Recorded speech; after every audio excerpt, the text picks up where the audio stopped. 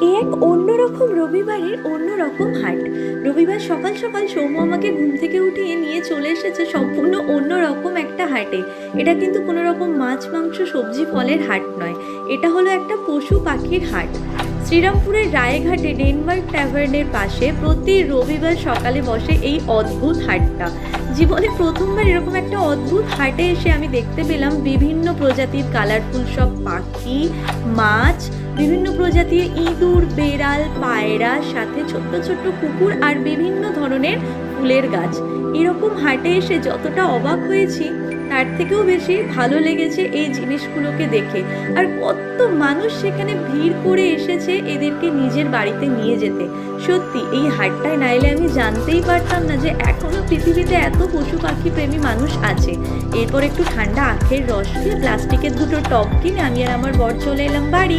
আজকের মতন বাই।